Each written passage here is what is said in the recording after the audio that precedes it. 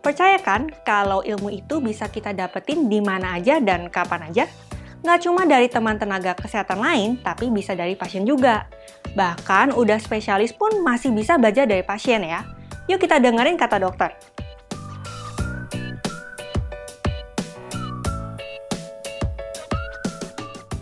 Belajar dari pasien itu benar banget sih.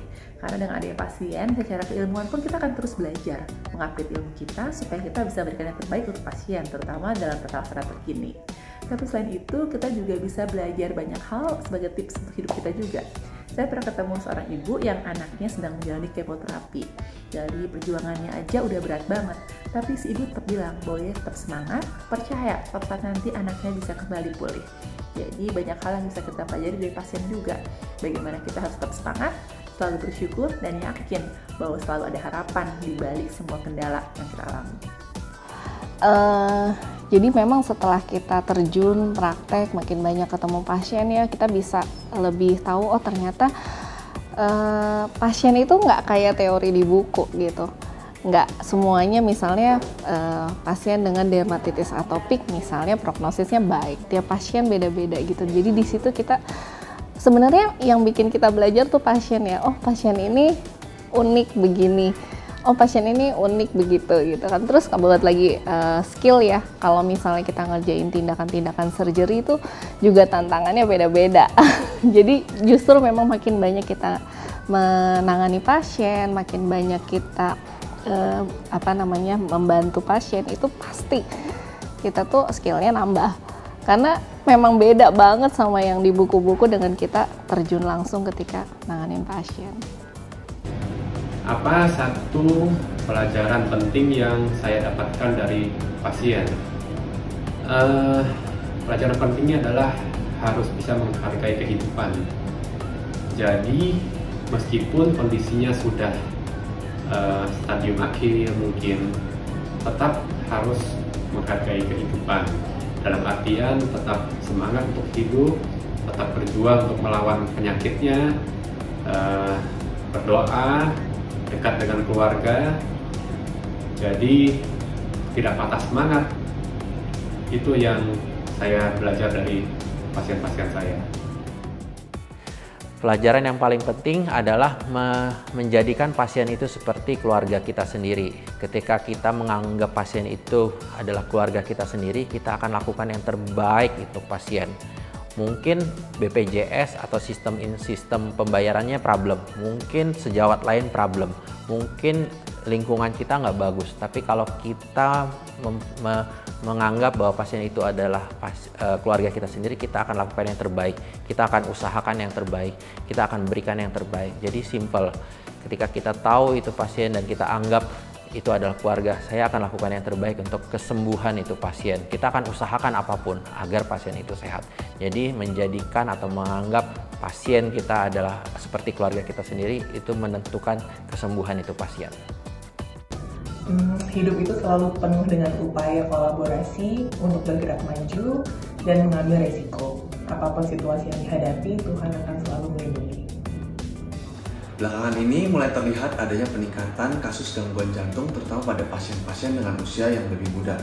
Oleh sebab itu, kita harus lebih sadar untuk menjaga kesehatan jantung kita melalui pola hidup sehat dan mengontrol faktor risiko. Tentunya sangat disayangkan apabila kita terkena gangguan jantung di usia yang lebih muda akibat hal-hal yang seharusnya bisa kita cegah. Jadi salah satu pelajaran penting yang saya dapatkan dari pasien-pasien OB-GYN selama ini adalah bahwa kesehatan reproduksi wanita itu merupakan suatu hal yang sangat kompleks, sangat bervariasi, dan juga tentunya sangatlah penting, di mana kita akan dapatkan kasus-kasus kehamilan yang mengalami komplikasi seperti adanya penyakit-penyakit tambahan, adanya juga kehamilan yang terjadi keguguran, dan tentunya ada juga pasangan-pasangan yang sulit mendapatkan kehamilan sendiri. Dan hal-hal tersebutlah yang menyadarkan saya bahwa setiap harinya kita akan belajar dan belajar dan belajar untuk mengevaluasi penyebab-penyebab tersebut dan tentunya untuk kesehatan reproduksi wanita yang lebih baik. Betul, sebagai seorang dokter, kita dituntut untuk belajar seumur hidup, dan pembelajaran itu bisa bersumber dari textbook, jurnal, maupun kasus per kasus. Saya pernah menghadapi kasus di mana saya harus merawat seorang opa, seorang lansia dengan berbagai komplikasinya. Saat itu saya ingin merawat opa tersebut sampai sembuh. Namun ternyata dengan komplikasi yang terlalu berat, opa tersebut akhirnya meninggal. Kebetulan saat meninggal saya masih ada di rumah sakit. Dan ketika bertemu dengan keluarga datang mengucapkan terima kasih kepada saya. Keluarga sudah merasa ikhlas dengan kepergian opanya dan merasa bersyukur karena selama menjalani perawatan opa mengalami ketenangan dan keluarga juga mengalami ketenangan karena diberikan penjelasan sejelas-jelasnya oleh saya setiap harinya. Dari situ saya belajar bahwa komunikasi antar dokter dan pasien itu sangat penting karena kesembuhan dan akhir kehidupan dari seorang pasien itu ada di tangan Tuhan. Sehingga tugas kita sebagai dokter selain merawat pasien dengan sepenuh hati juga mendampingi keluarganya supaya apapun keadaan pasien nanti keluarga bisa menghadapinya dengan baik dan penuh ketabahan. Kalau pelajaran yang bisa saya ambil dari pasien-pasien saya tentunya sekali lagi adalah kesabaran. Saya salut sekali sama pasien-pasien saya, terutama di rumah sakit tempat saya bekerja. Kesabaran mereka sangat luar biasa, terutama dalam menghadapi penyakitnya, dan keluarganya juga dalam merawat keluarganya yang sakit. Jadi kesabaran yang luar biasa memang dibutuhkan pada kita dalam menghadapi hidup. Bahwa dokter itu berhasil menangani pasien itu tidak selalu harus pasiennya sembuh. Enggak, tapi gimana kita bisa membantu pasien sama keluarganya mencapai harapan mereka terkait penyakitnya. Maksudnya gimana? Contoh paling gampang pasien kanker. Pasien kanker terminal, kita udah tahu bahwa pasiennya nggak bisa sembuh.